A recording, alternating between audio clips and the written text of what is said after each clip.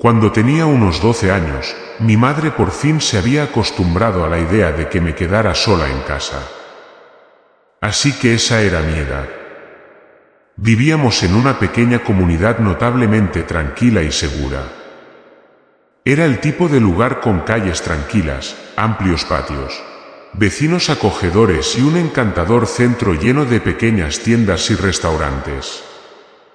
Sinceramente, no era el tipo de pueblo donde uno siente la necesidad de mirar constantemente por encima del hombro si sale a caminar sola al anochecer.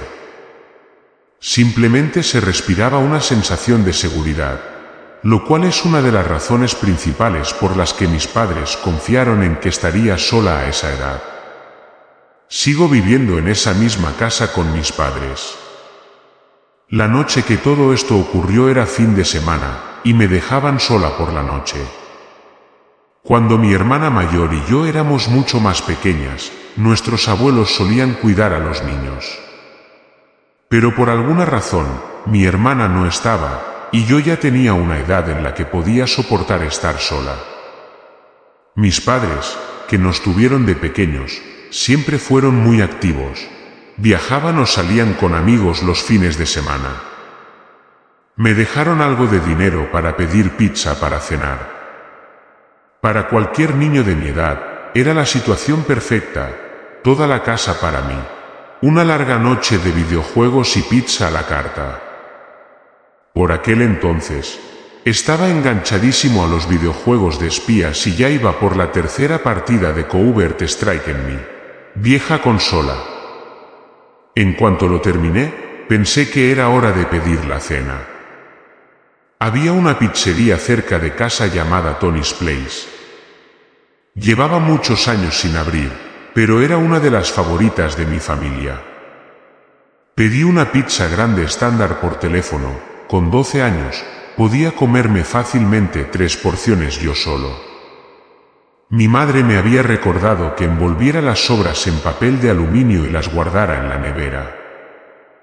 Mientras esperaba la comida, cambié el disco del juego por otro. Cuando por fin sonó el timbre, cogí el billete de $20 que me habían dejado mis padres y corrí a la puerta. Mi madre me había dicho que diera una propina de $4, lo cual era bastante generoso considerando que la pizzería estaba a solo unas manzanas. El repartidor parecía tener unos 30 y tantos, pero un poco rudo. Tenía una barba larga y descuidada, llevaba gafas y una gorra de béisbol negra. Le di los 20 y le dije el cambio que necesitaba. Mientras me pasaba la caja de pizza y contaba el dinero, me miró y luego asomó la cabeza por encima de mi hombro hacia la casa. ¿Estás aquí solo?, preguntó. Era una pregunta extraña e inquietante. Y mis padres siempre me habían enseñado a ser cauteloso con los desconocidos. Mis padres ya vuelven, solté. Una respuesta bastante tonta en retrospectiva, podría haber dicho que no. Pero supuse que preguntaba porque la entrada estaba vacía y un niño, no un adulto, abría la puerta. Después de darme el cambio, cerré la puerta. Me comí mis 3 rebanadas en la cocina, envolví el resto como me había indicado y las guardé. Luego, volví arriba a jugar a otro de mis juegos de espías, Stealth Apps. No era mi favorito, pero seguía siendo entretenido. Pasaron las horas. Debían ser alrededor de las 11 de la noche cuando volvió a sonar el timbre. Pensando que eran mis padres, bajé corriendo. «¿Mamá? Papá», llamé por la puerta. Pero una voz extraña respondió, «Oye, necesito ayuda». Dijo que necesitaba usar un teléfono. «¿Quién habla?», pregunté.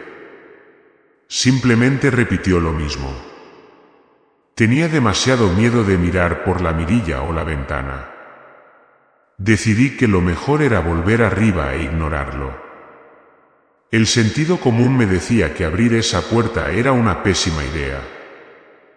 Subí a las escaleras, justo al lado de la puerta principal, cuando el hombre de afuera empezó a golpear la puerta. «Espere, por favor. Necesito ayuda», gritó. Eso significaba que me había visto. Debía de estar mirando por el pequeño cristal de la parte superior de la puerta. Me giré y, aunque el porche estaba oscuro, pude distinguir la silueta de su cabeza. No podía verle los ojos, pero sabía que me estaba mirando fijamente. Subí corriendo las escaleras y entré en la habitación de mis padres, la única habitación de esa planta con teléfono.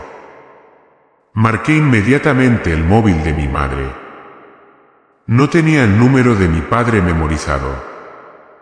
Mi madre contestó, con voz despreocupada.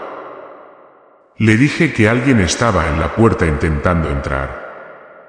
Su tono cambió al instante, volviéndose brusco y preocupado.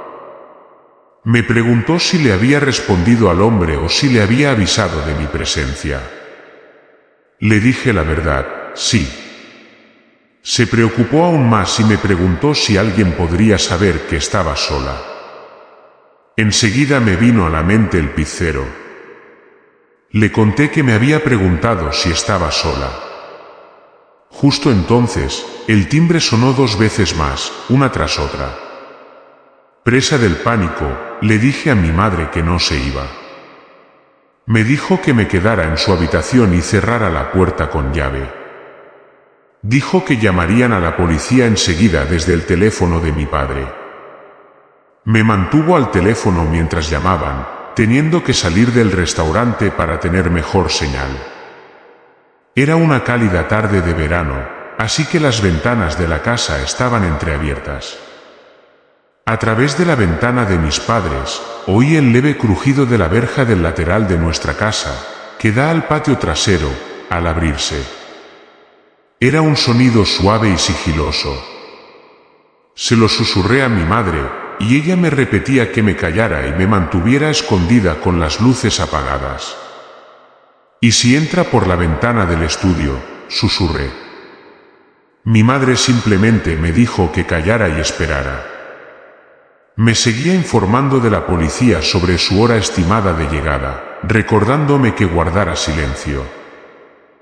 Estaba empezando a sentirme un poco más tranquila cuando lo oí, el innegable sonido de pasos abajo. Alguien estaba dentro de la casa, caminando. Le susurré esto frenéticamente a mi madre, y la oí gritar algo a la policía por el otro teléfono. Probablemente que el intruso ya estaba dentro. «Escóndete debajo de la cama y espera ahí», me ordenó. Para mí, con 12 años, fue el momento más aterrador de mi vida. Lo único que me hacía sentir remotamente segura era la pequeña cerradura de la puerta del dormitorio de mis padres. Oí pasos subiendo las escaleras. Se detuvieron un momento, y supongo que el intruso estaba revisando mi habitación y la de mi hermana. Luego, los pasos bajaron por el pasillo hacia la habitación de mis padres. El pomo giró, pero estaba cerrado. Vibró un par de veces, como si eso fuera a cambiar algo. Luego, llamaron suavemente a la puerta, pero la persona no dijo nada. Tras un último intento con el pomo, los pasos se alejaron por el pasillo, bajaron las escaleras y se perdieron en la planta baja de la casa. Intenté con todas mis fuerzas no llorar. No me atreví a susurrar ni una palabra más al teléfono. Finalmente, mi madre me dijo que la policía había llegado, pero que me quedara quieta. Esperaba oír un fuerte estruendo al derribar la puerta principal, pero en lugar de eso, de repente oí pasos fuertes y a un hombre gritando mi nombre, identificándose como agente. Mi madre me dio el visto bueno para responder cuando subieran. Cuando abrí la puerta del dormitorio, había 2 agentes en el pasillo y 2 más abajo. No habían tenido que forzar la puerta principal porque el intruso había dejado la puerta corredera trasera abierta, de par en par, y así fue como entró. Tuve que explicarle todo a la policía, incluyendo mis sospechas sobre el pizzero, con mis padres escuchando por teléfono. Para cuando llegaron a casa, solo quedaban 2 agentes. Presentaron una denuncia, señalando mis sospechas sobre el repartidor y dijeron que investigarían.